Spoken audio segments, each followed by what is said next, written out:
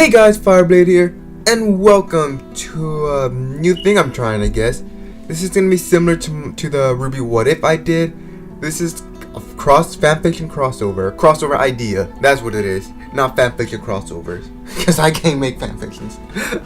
Anyways, this one, if you can't tell by the title or the thumbnail, this crossover is going to be Little Witch Academia and YuGiOh.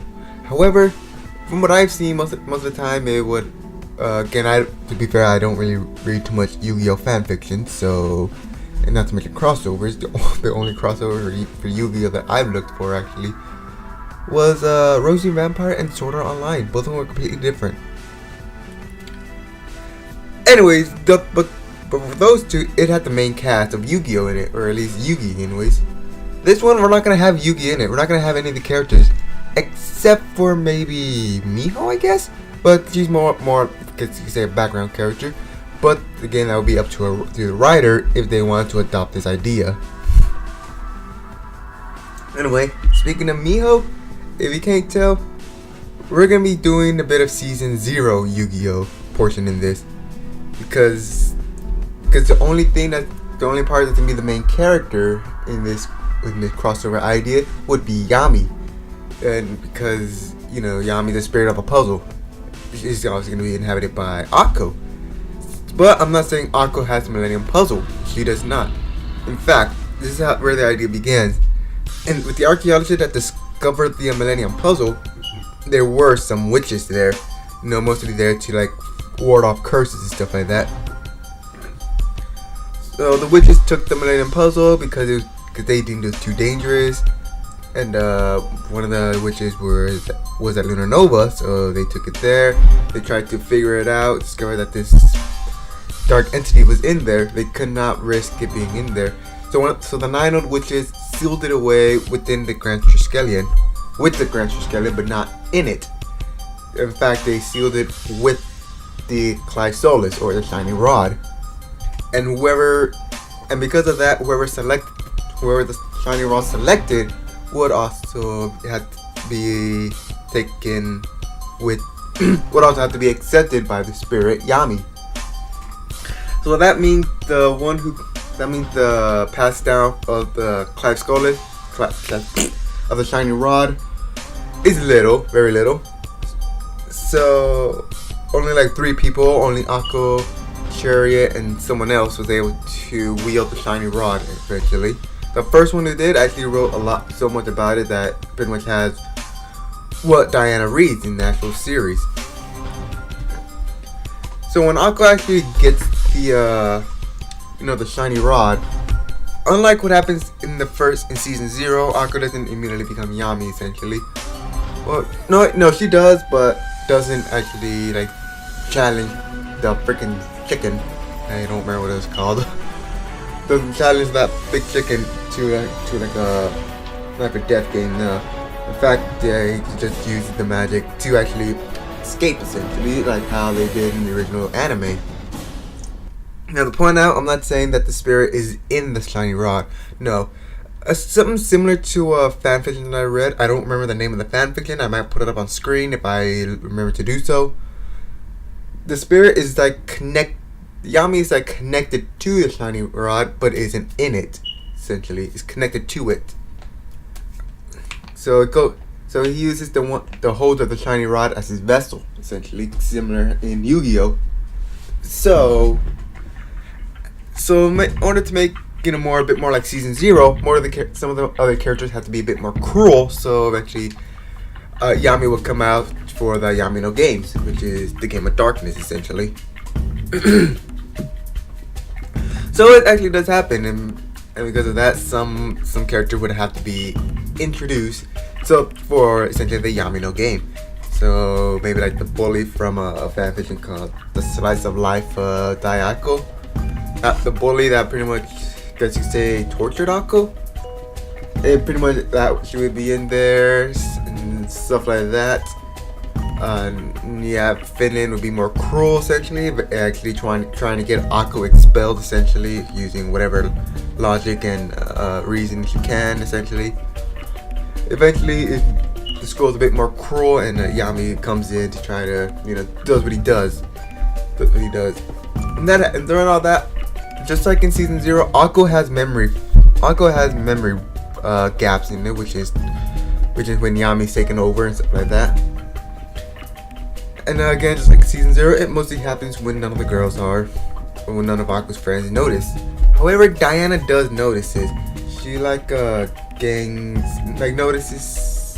pays attention to how Akko was saying and how she had memory blanks and stuff like that, memory gaps. And this kind of gets Diana's attention and stuff like that. But she doesn't think that it's actually the spirit, she just thinks it's something else. Until she's actually confronted by the spirit herself. Because Yami actually challenged Diana to the Yami no game.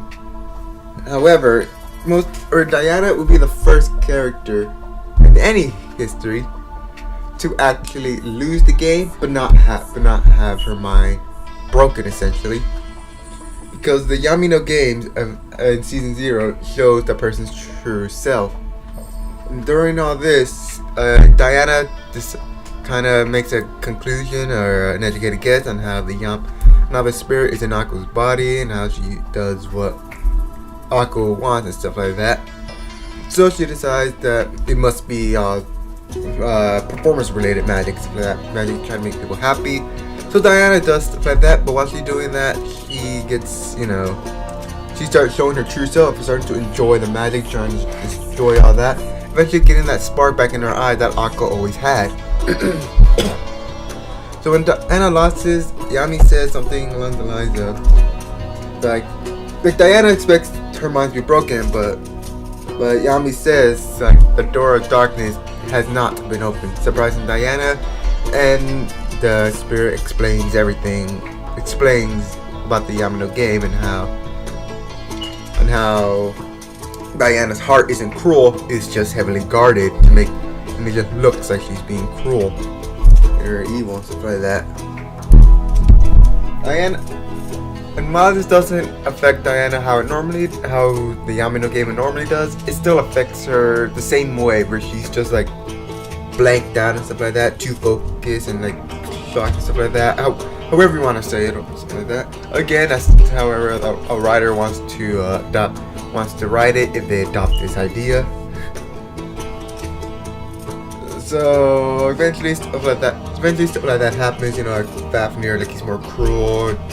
After everything's solved, the Yami goes back to him, challenges him to the Yami no game and stuff like that, and stuff like that essentially. So yeah, and that would all happen up to the event of the missile crisis. And yeah, the missile crisis, the shiny rod goes away. However, before the shiny rod dissipates, the spirit actually sends Akko flashes of like the puzzle and stuff like that, and how his mission isn't done yet. Well, his quest isn't done and stuff like that. And then once the shiny rod dissipates, goes back into the stars, Yami goes back into the Millennium Puzzle, which is hidden somewhere in the freaking place where Diana found that book about the Grand Triskelion and stuff like that. And I think that's a good thing. That's where I'll end it off right there. Like I said, Little Witch Academia is a short anime, I think like 25 episodes.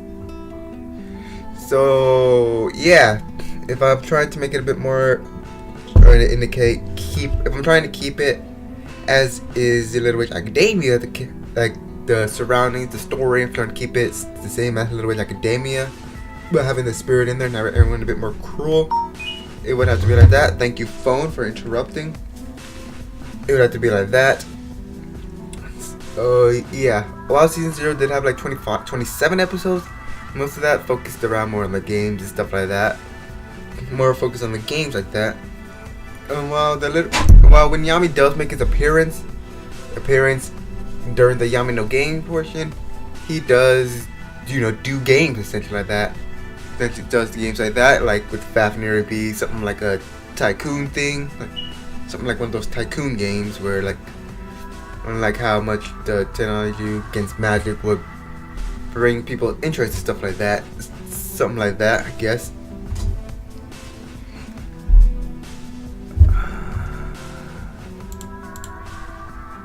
while also being, dormanted and staying hidden.